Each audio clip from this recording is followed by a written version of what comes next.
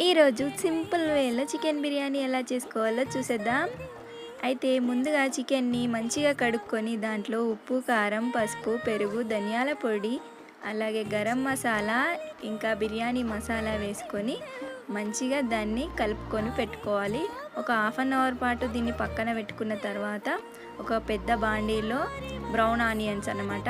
ఈ brown onions మంచి colours వచ్చే వరకు ఇలా వేయించి పక్కన పెట్టుకోవాలి. అలాగే దాంట్లో కొంచెం ఆయిల్లో ఈ బ్రౌన్ ఆనియన్స్ కొన్ని ఉంచి దాంట్లో ఈ చికెన్ని వేసి మంచిగా మగ్గబెట్టుకోవాలి. ఈ చికెన్ మంచిగా ఉడికిన తర్వాత స్టవ్ ఆఫ్ చేసి పక్కన పెట్టుకోవాలి. ఈ చికెన్ని పక్కన పెట్టుకున్న తర్వాత మరొక గిన్నెలో మనమైతే ముందుగా బియ్యం అయితే కడుక్కొని పెట్టుకోవాలి బిర్యానీకి సరిపడా. నేనైతే 1.5 kg చికెను అలాగే 2 kgs రైస్ అట్లా చేస్తున్నాను అనమాట. అయితే ఈ బియ్యంని అయితే ముందుగా కడుక్కొని నానబెట్టుకోవాలి. ఈ నానబెట్టుకున్న బియ్యంలో సరిపడా నీళ్ళు, అంటే కొంచెం ఎక్కువనే ఉండాలి వంపడానికి. అలాగే దీంట్లో హోల్ గరం మసాలా, అయితే అన్ని మసాలాలు వేసుకున్న తర్వాత అన్నంని అయితే మంచిగా ఉడికించుకోవాలి. ఈ ఉడికించుకున్న అన్నంని ఉంచుకోవాలి. వంపేసుకున్న తర్వాత కొంచెం రైస్ని అయితే పక్కన పెట్టుకోవాలి. ఈ పక్కన పెట్టుకున్న రైస్ని కొంచెం అయితే అడుగున ఉంచి దానిపైన అయితే చికెన్ని లేయర్స్ రూపంలో వేసేసుకోవాలి.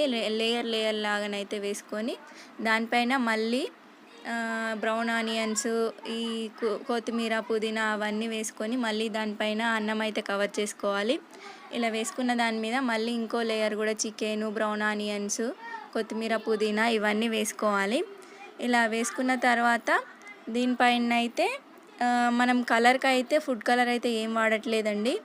నేనైతే ఎప్పుడు సింపుల్గా ఇంట్లో ఉన్న వాటితోనే చేస్తాను. అయితే ఈ కలర్ కోసం ఏం చేసామంటే దీంట్లో పసుపు అయితే కొంచెం వాటర్ వేసి కలిపి దాన్ని ఇలా పైన వేసాము. కలర్ బాగా వస్తుంది. ఒకసారి మీరు కూడా ట్రై చేయండి. ఇలా అన్నీ వేసుకున్న తర్వాత లాస్ట్లో అయితే కొంచెం గీ అయితే వేసుకోవాలండి. ఈ నెయ్యి వేయడం వల్ల పుల్లలుగా వస్తుంది రైస్ అయితే విరిగిపోకుండా ఉంటుందండి. టేస్ట్ కూడా బాగా వస్తుంది.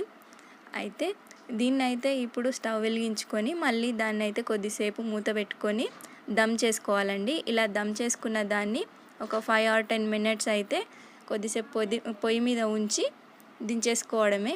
అంతే, వేడి చికెన్ బిర్యానీ అయితే రెడీ అయిపోతుంది. ఇలా సింపుల్ వేలో మేమైతే ప్రతిసారి ఇలాగే చేసుకుంటాము, ఎక్కువ మసాలాలు అవి ఇవి లేకుండా. మా పెద్దోడైతే తినేసి చూపిస్తున్నాడు ఎలా ఉంది టేస్ట్ అనేసి. చాలా బాగా కుదురుతుందనండి. పుల్లలుగా రైస్ వస్తుంది. సేమ్ హోటల్ స్టైల్లో లాగానే ఉంటుంది, బాగుంటుంది.